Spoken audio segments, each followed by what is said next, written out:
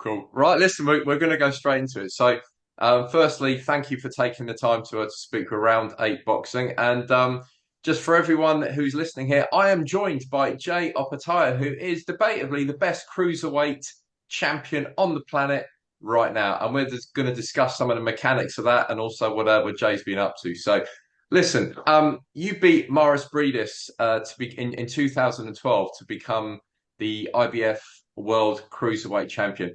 Then in 2023, you're no longer the IBF Cruiserweight Champion. Tell us about what happened. Um, yeah, well, when the politics get involved with boxing, they I had the IBF world title. They give me one exemption fight, and then we had another date to be fighting Breedis. Breedis couldn't wasn't prepared for that date. He withdrew from the date. I don't know what excuse he had, but he couldn't make the date. And it was the Riyadh season fight with AJ was on it, Joseph Parker, Wilder. It was a huge card that I just thought was a no-brainer to be a part of. So the IBF pretty much said if you fight on that, we're going to strip you from the belt. So I can take it. You still got the Ring magazine belt? I do, yes. Okay. So I guess if you had to sort of say which one has more of a worth in your trophy cabinet, which one is it? Definitely. Definitely the Ringside Magazine belt, and I don't want to badmouth the IBF too much, but after those little things that they did and the way they handled that situation, and it's I have lost a bit of respect for it, but in saying that, I am fighting for it, and I want to build the belt back up. It still is a huge, the IBF Cruiserweight World title is still a massive title to hold. So, I'm looking forward to winning it back. But yeah, man, I'm just keen to get in the ring and fight. So here we are, 2024, and you're fighting for the IBF title again against the same person again. So we got Maurice Breedis, who's also been calling out Jake Paul and seems to be like a little bit of a lost soul at the moment. He's 39 years old, and I don't mean to be funny, but you're steamrolling your way through the cruiserweight division at the moment. Does he deserve to be in the same ring with you? Um, yeah, I believe he does. I feel like Bradis has been up the top for such a long time. I beat him. He is getting a bit, into that sort of publicity, social media shit, when they sort of lose track of, you know, it's not about being the best fighter anymore. They're worried about being the most famous fighter. You know what I mean? And there's a big difference. The superstar shit that they try and chase. I'm not worried about that. I want to be the best fighter in the cruiserweight division, and that's all I train for. That's all I focus on. I'm not worried about the followers on. Obviously it's important for the career and stuff, but it's not something that I'm focused on getting. I'm not focused on good content. I'm focused on good training sessions. So I feel like that's what separates me from a lot of other fighters around this time. Love that. You basically just trimmed off all the bullshit that a lot of people love to hide behind at the moment and forget the fact that it's about boxing and not being insta famous or anything else. And what people forget about Breedis, I was ringside in 2018, which was only a few years before you guys had fought for the IBF title, and Breedis fought against Usyk, and I actually had Breedis winning that fight. He certainly won the first 6 rounds. Usyk, as he does, he computes information and he came back and it was kind of like Breedis won the first half, Usyk won the second half, debatably a draw or 1 round either way. But either way, that version of Breedis there was phenomenal, and he wasn't that far detached when he fought yourself. So the fact that you're still sort of complimenting him now, you obviously see something in there, which is worthy of him being in the ring with you. Now, let's look at the rest of this cruiserweight puzzle at the moment. So there's Gilberto Ramirez. He steps up from light heavyweight after being beaten by Bivol, and he goes in with it Arsen Gulamirian and beats him on points to the WBA super cruiserweight strap. What did you make of that fight? And I try not to come off as disrespectful, you know what I mean? Because I really respect the sport, but I didn't watch it. You know, I'm so focused on 17th of May that I don't watch anything. I don't watch any sports. You know, all I do is train, eat, sleep, and on my bits of time off, I love my fishing shows. You know what I mean? I live and breathe boxing every day in the gym. So, coming home, when I'm at home, that's my time off. That's my switch off time. So if I was to come home and switch and watch boxing, I probably wouldn't sleep. You know what I mean? I'd be watching it, then I'd be thinking, fuck, I've got to get in the gym and now I've got to do this. I've got to work on this. So, when I'm at home, I like to relax. I watch fights if I'm somewhere with some people, if I go to the pub and, I love going to the pub, but just enjoying that sort of atmosphere when all the boys are getting behind the sort of fights at the pub and stuff like that. But when I'm at home, I don't watch much sports at all. And I don't mean that disrespectfully, but it's just how I am. So I'm guessing you didn't see old man Makabu being beaten by Mikhail Jan. No, I didn't. I hear a lot So about it, everyone's always talking to me about the cruiserweight division, but I'm focused on what I got to do. You know what I mean? I'm not focused on other cruiserweights, especially if I'm not going to fight them. Unless they say you're fighting him, then I really don't even watch anyone. I don't care about anything else. I've got a goal to do, and that's win my fights and provide for my family in the process. And I'm so focused on doing that. I would say, judging by your recent form, the holders of those belts I've just mentioned, the WBA Super Belt and the WBC, I would say that they're probably going to try and stay away from you as long as possible. Now, let's talk British fighters here. You knocked out undefeated Ellis Zorro, and that was in Saudi Arabia. It was only 4 months ago. So I've got two questions for you. Firstly, memories of the Zorro fight, and secondly, what are your thoughts on the shift to Saudi in terms of the big boxing shows? I feel like Saudis really raised the bar. I feel like, it's organized, it's professional, it's and the fighters are finally getting paid what they deserve. You know what I mean? That's we sacrifice so much time, effort, pain in the gym, hours away from family, months away from family. You know what I mean? Like the pain and sacrifice we have to do to get to these big stages, and we can finally sort of take stuff home for them. It's boxing's a difficult sport. You give it 100% and you get maybe 10% back. So it's good. It's good to be a part of these big fight nights. It's good to be. I honestly feel like it's a part of history. Of this sort of this decade. They're having the biggest fight, so I'm honored to be a part of the Riyadh season. And the Zorro fight, memories of that.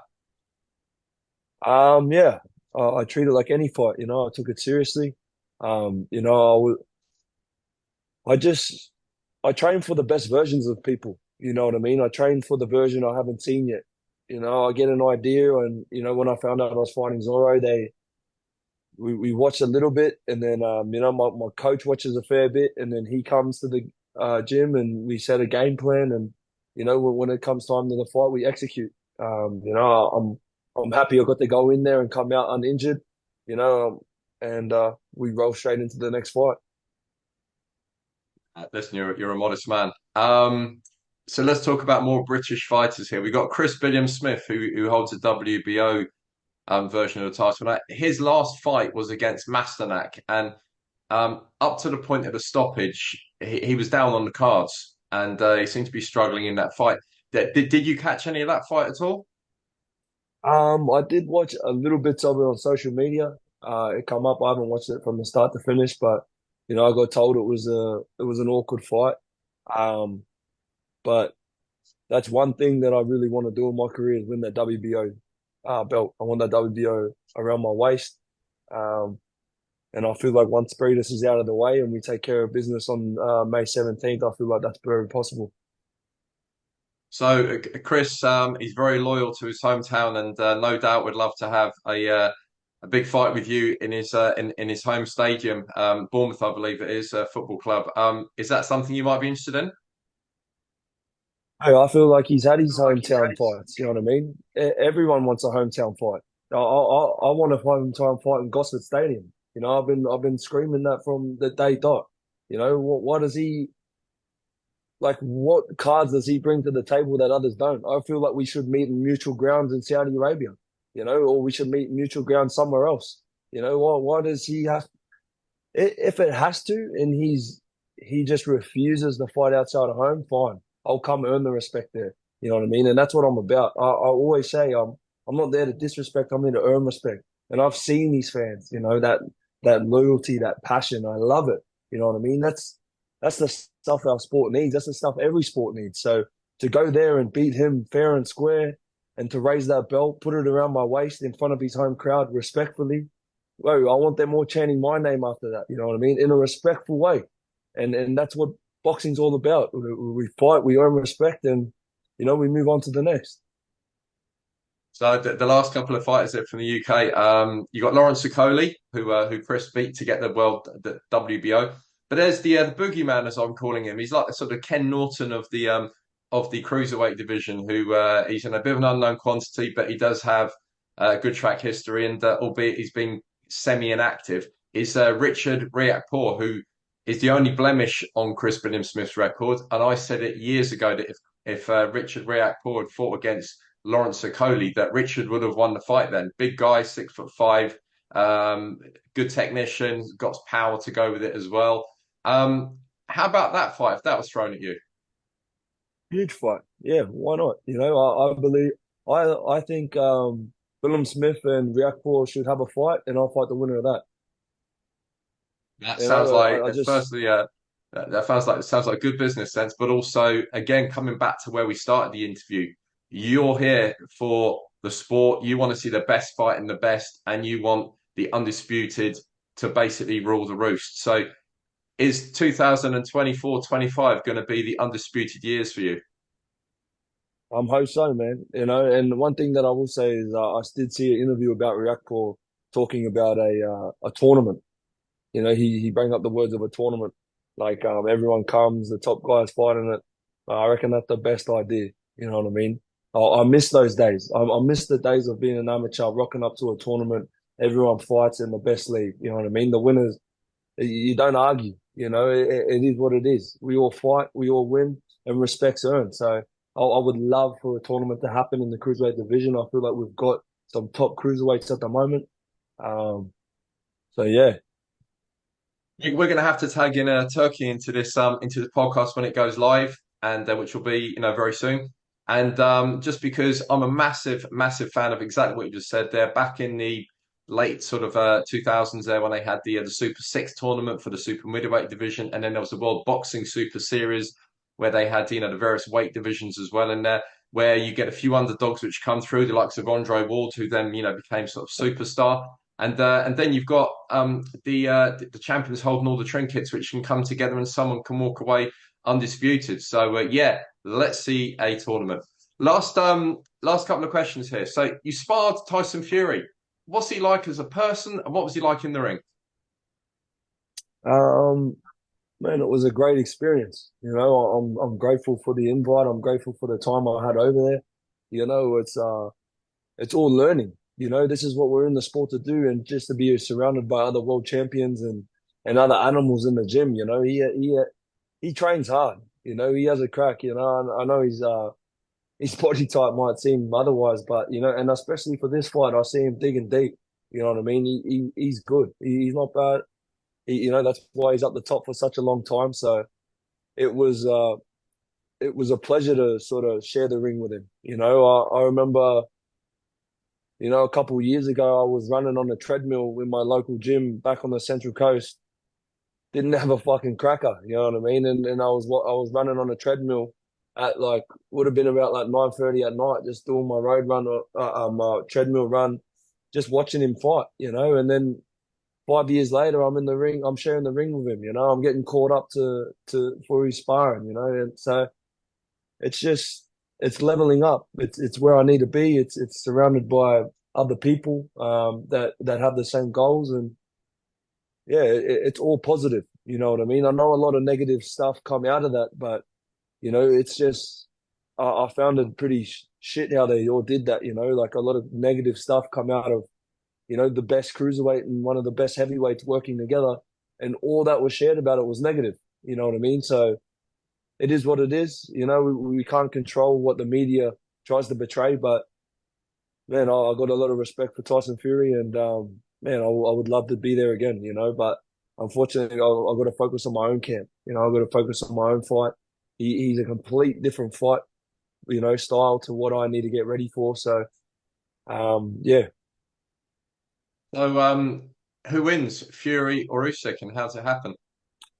mate, I am very excited to watch the fight. You know, I respect both fighters. I reckon they both have the ability to win. You know what I mean? I reckon Tyson Fury he can win. Usyk definitely can win, but it's just about sort of who executes their game plan the best on fight night. That's how I see the winner winning. You know what I mean? Like whoever sort of takes it and controls the fight the most, whoever's fittest.